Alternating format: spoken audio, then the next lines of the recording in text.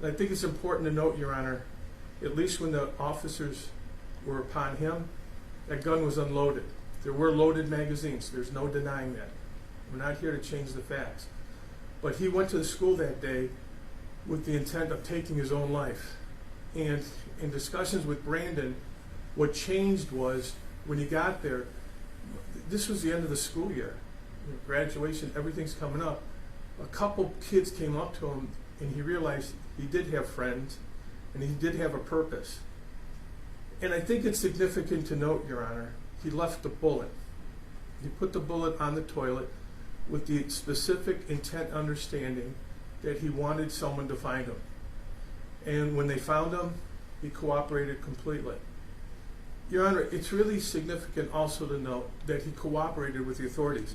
Mind you, he was still under the influence of the medications that he had self-prescribing to himself and also to the emotions of what took place. But he was totally honest about what's going on. I know that there's, and we'll hear from the state, and they've been very direct and forthcoming with everything. There are videos that he was going into videography. But the substance of everything was, when he looked at other people that had gone through this, how they were lonely or whatever went on or whatever took place in their life, when he wanted to kill himself, he wanted to do it in a place where he felt other people that had been cruel to him could at least feel some pain for what he did. But he did have one cognitive moment that allows him still to be here today. Your Honor, I've been coaching and doing things for the years with kids, and when you talk to a parent when their son or daughter tears an ACL or breaks a bone, and the parents feel devastated, their son's career or daughter's career might be in jeopardy. But one thing about that type of medical attention, you go to a professional, you can watch the recovery, and you can see that someone fully recovers. When you are keeping these demons inside you, and those closest to you don't even recognize them, that's sad. And this, as tragic and as fearful as that day was, I shudder to think what the future might have been that day, as does everybody else, as does Brandon. Your Honor, since the court has overseen everything while he's been in the custody since April of last year, he's been involved in the programs there. He's 25 pounds heavier. He's medicated now. He thinks clearly now. He has no thoughts of hurting himself and or hurting others. And I think what's also significant, Your Honor, throughout all of this, he has never once offered an excuse or an explanation to say, well, it's really not that big a deal. He has done just the opposite. He knows what he's caused to other people. He knows the hurt he's caused his family. He knows the fear and hurt he's caused to this community. And he only knows that the only way he can prove it is by a life going forward that ultimately is returned to him, that he could be a solid member of the community. Your Honor, on his own, he wrote a statement, and he would like to also address the court with your permission. And if we could do so right now. Yes. Thank you, Your Honor. Stand up, please.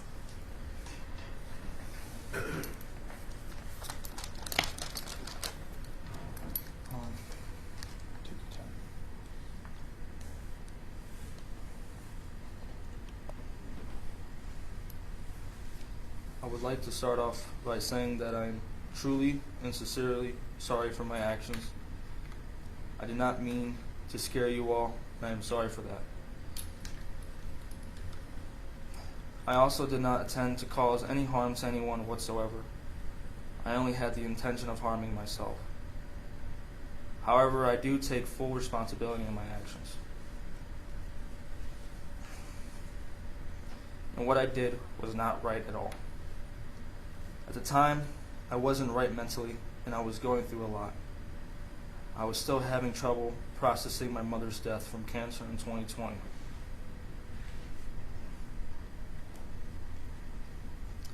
I have always had mental health issues when it comes to depression and anxiety.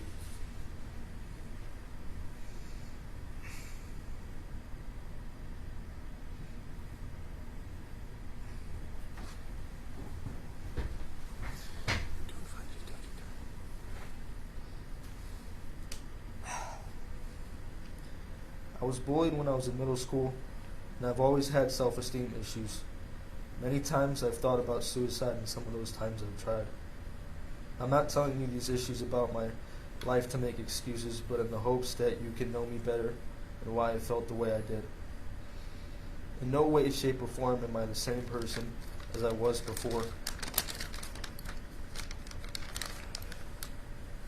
I am now doing everything in my power to be a different person. I am taking classes like RU and Climb to better my mental health. I would like to continue to better my mental health when I am in the real world.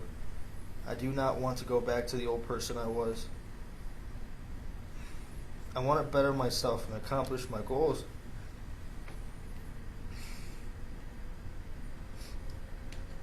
Have a family, and hopefully maybe even join the military.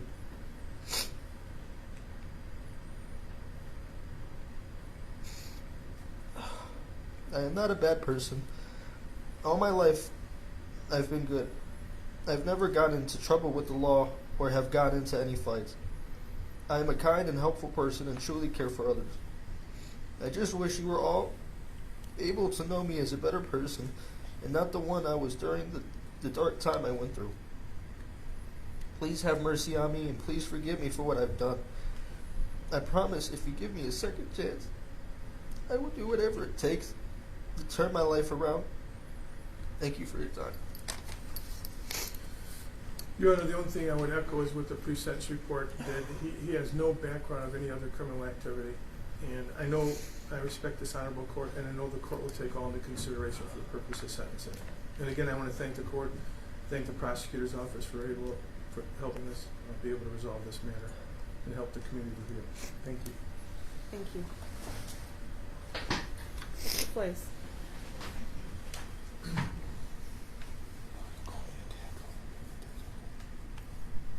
This certainly is a tragic situation, and the defendant's life has been tragic. His childhood's been tragic, and I agree with what Mr. Hilo said there. And you know, usually we're here before this court because something happened, and the challenge here is we're dealing with what could have happened, and the state recognizes there's a lot of mitigation here. Certainly. The state also recognizes that the defendant, while he's been incarcerated for over a year, has done about as well in the jail as one could be expected to do, and has availed himself of many opportunities. But while the defendant's life has been tragic, we're here because he planned to inflict an unspeakable tragedy on our community. And the court needs to recognize that and weigh that heavily when deciding what sort of punishment to inflict. Because I think that we're really on the punishment end here. There's the rehabilitation side is challenging. And there's been multiple psychological evaluations in this case. And I know that the court's looked at all those. We've discussed them.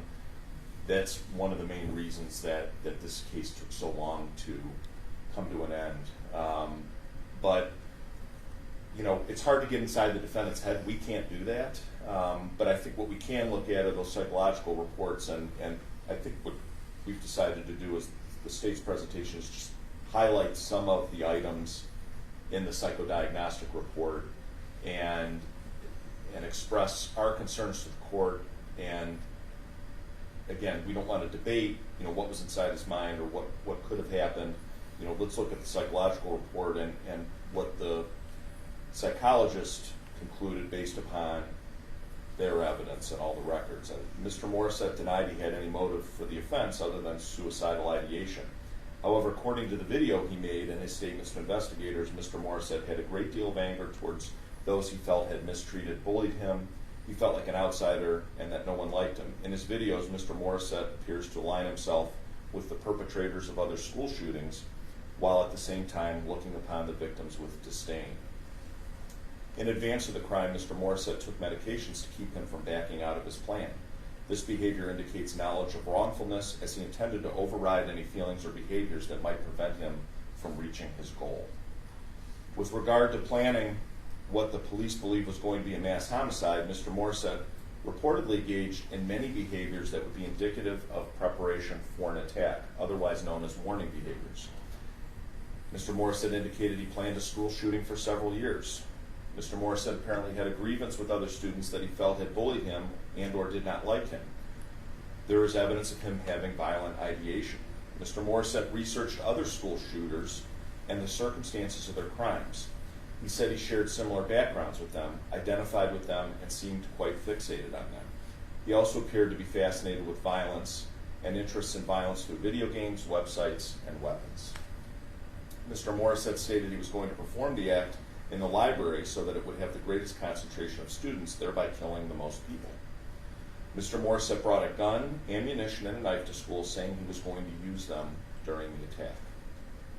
During this evaluation, Mr. Morrissette said he lied to the police during their investigation on multiple occasions, at times denying his actions and at other times admitting them. It should be noted he not only admitted his homicidal thoughts to detectives, but also University Hospital's Geauga Center medical staff. So, again, very difficult to get into the defendant's head, but the best we have is a psychodiagnostic report. And again, there's plenty of mitigation here. I'm certainly focusing on the aggravating factors.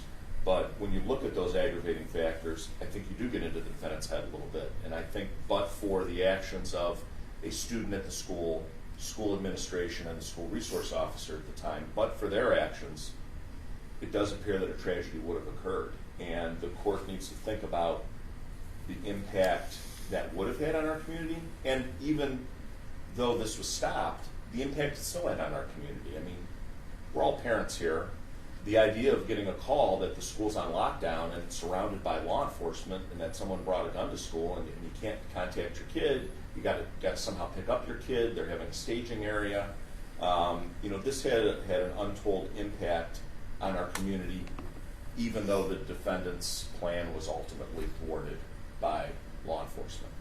So, based upon those issues, and still taking account into the mitigation, the state is recommending a definite prison term of 8 years, that would be 12 years indefinite, and waive the fine, and obviously give credit for the 399 days that the defendant has served, and forfeiture of the firearm that was utilized in the offense. Thank you. All right, thank you. The court has reviewed the pre-sentence investigation. I reviewed a letter provided by Mr. Hilo from Mr. Morissette's father, which was quite similar to his statement made here in court today, and I believe that was provided to the state. The court has also reviewed the plea agreement. I've listened to the statements that have been made here in court today, and I have reviewed the entire record in the case.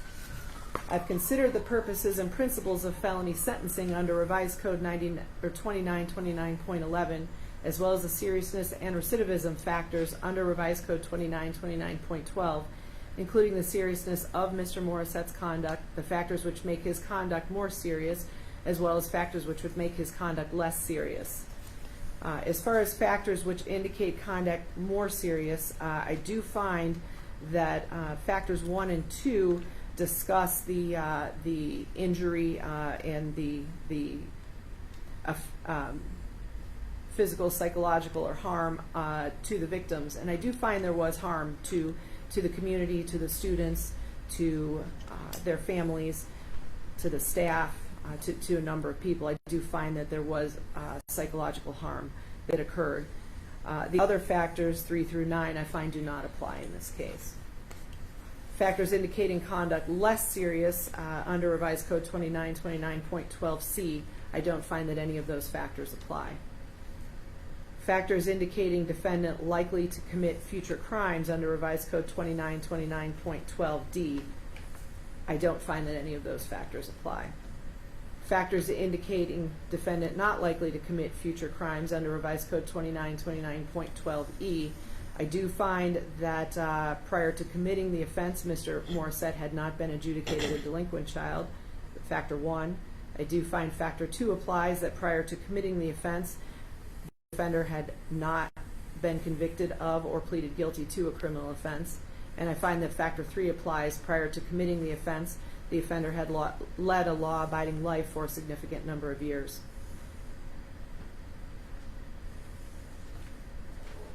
So taking all of those into account, as well as the other things that we've taken into account, Mr. Morrissette, I heard your statement that you made here in court today, and I read the statement that you submitted to the court prior to today's hearing. I read the letter of support from your dad, and I heard what your dad had to say here today, as well as your attorney. I understand that you were depressed, and I understand that you were in a horrible place after losing your mom. I'm not unsympathetic to the situation you were in, and I believe and understand that you were in a really bad place. But we did have, as Mr. Flays pointed out, 2 evaluations from 2 psychologists who said that you knew the wrongfulness of your actions. This was not a snap, spur-of-the-moment decision. The evidence demonstrates that you had a plan. You've pled guilty to attempted murder. Mr. Flays referenced the videos on your phone, both the ones that you made and the ones that you watched. You also packed a gun and 3 fully loaded magazines in your backpack and took them to school with you. And regardless of whether we believe the version that you were going to just hurt yourself or whether we believe the version that you planned a shooting, it's clear that you did have the intent to use that gun in the school.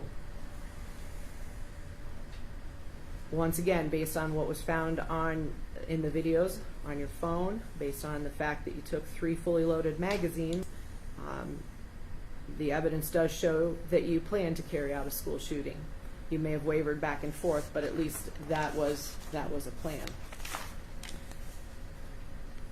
Now, we know that no one was physically hurt by your actions that day, but we can't say that nobody was hurt.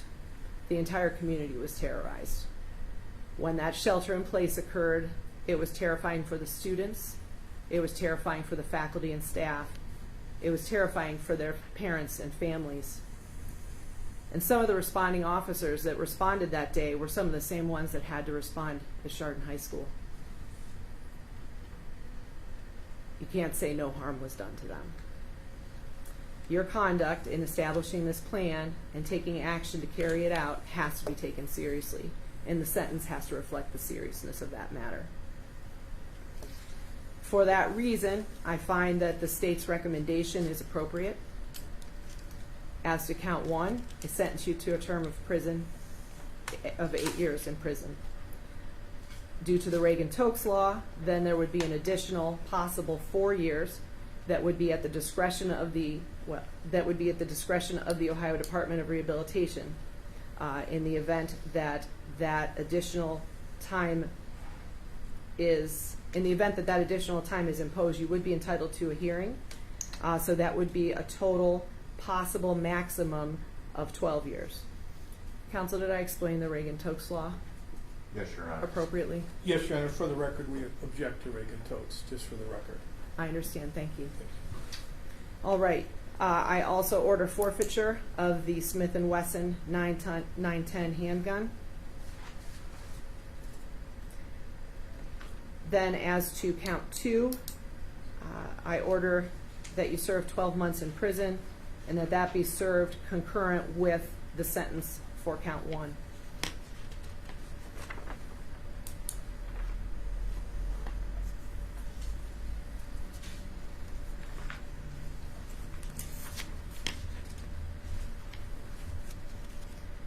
We will give you credit for time served in the amount of 399 days. I am going to, and I guess I'll ask Mr. Flays. Mr. Flays, is the state moving at this time to dismiss the first and second specification to count 1 as well as count 3? Yes, Your Honor, we are. Okay. The first and second specifications to count 1 are dismissed, and count 3 is dismissed. Mr. Morrissette, I order you to pay the court costs in this case. If you fail to pay any financial penalty or costs, the court may order you to perform up to 40 hours a month of community service until the court is satisfied that you're in compliance with an approved payment schedule. If you perform community service on this basis, your financial penalty or costs will be reduced to the extent of the federal minimum wage.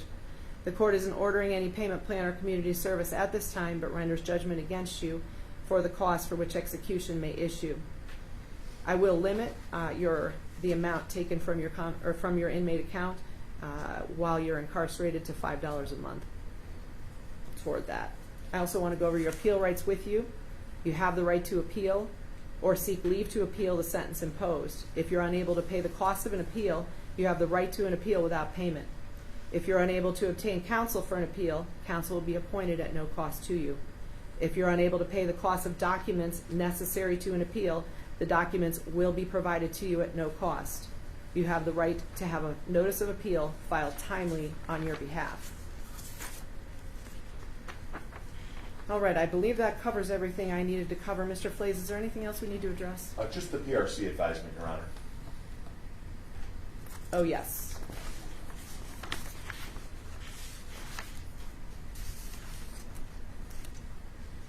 You will be subject to a term of 5 years of post-release control under Revised Code 2967.28. If this period of post-release control is imposed following your release from prison, and if you violate the conditions of that supervision, the parole board may impose a prison term as part of your sentence of up to 1/2 of your stated prison term. If while on post-release control, you're convicted of a new felony offense, in addition to being punished for the underlying conduct, an additional prison term of 1 year or what time remains on your post-release control term may be added as an additional penalty, and that may be added consecutive to any time imposed for the new offense. If you are also instructed that most prison inmates are eligible to earn days of credit against their prison sentences for participation in programs. Said days of credit, if you're eligible to earn them, are not automatically awarded, but must be earned in the manner specified in the statute, which is Revised Code 2929.14 and 2929.19. Mr. Flays. Your Honor, just one clarification. For this particular offense, it's the post-release control is up to 5 years, but no less than 2 years. So 2 years is not subject to reduction by the parole board. All right, thank you. Mr. Morrissette, do you understand that with Mr. Flays' correction? Yes, Your Honor. All right, thank you. Mr. Hylo, do you have anything? No, Your Honor. Thank you. Okay, all right, we're adjourned. Thank you. Thank you, Your Honor. We're going to have to go from this case for a couple minutes.